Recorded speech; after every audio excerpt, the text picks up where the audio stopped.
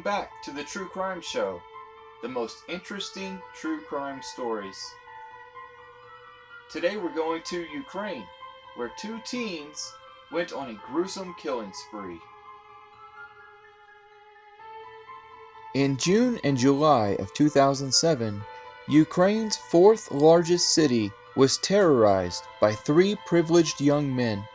The city of Dnipropetrovsk has a population of about 1 million.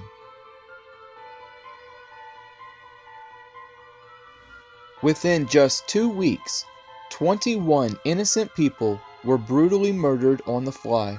Some were killed at night, and some were killed during the day. Some were killed within minutes of each other, and some were even asleep. None of the victims were linked to each other or to the killers. The killers were dubbed maniacs because they rarely stole from their victims and never sexually abused anyone. There seemed to be no method to their madness. The crimes garnered additional notoriety because the killers filmed many of the murders. One of their murder videos can currently be found on the internet and is titled 3 Guys, 1 Hammer. The crimes garnered additional notoriety because the killers filmed many of the murders. The contents of that video are even more horrible than the title suggests. According to the killers, they had been offered a large sum of money from an overseas individual to create 40 snuff videos.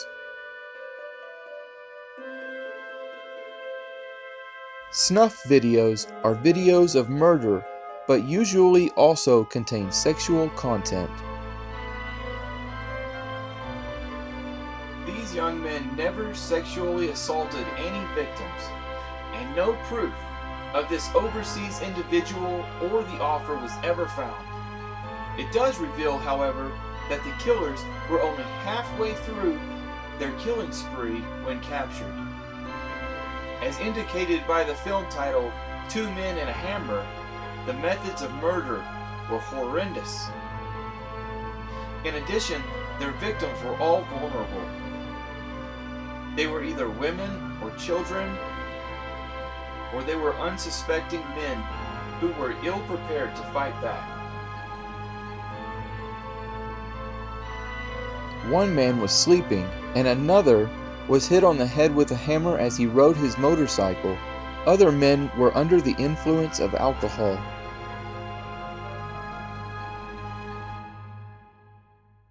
In the video 3 Guys, 1 Hammer, one of the killers says to the other before the attack, "If you're man enough, help me kill him." The victims were often smashed in the face with blunt objects such as hammers and steel construction bars, making them unrecognizable. Some victims' eyes were gouged out while they were still alive, and some were mutilated and slowly tortured. One woman's fetus was cut out of her womb.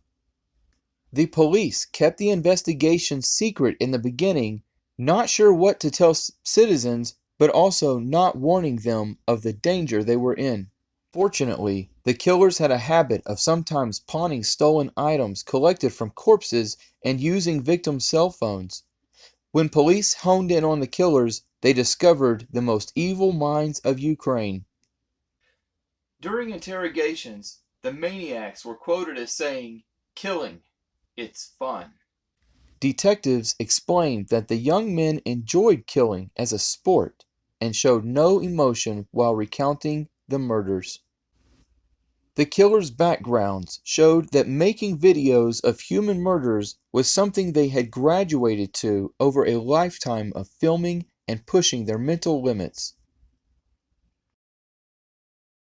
They considered themselves misanthropes, or people who were born to hate, and they had trained together in the art of evil.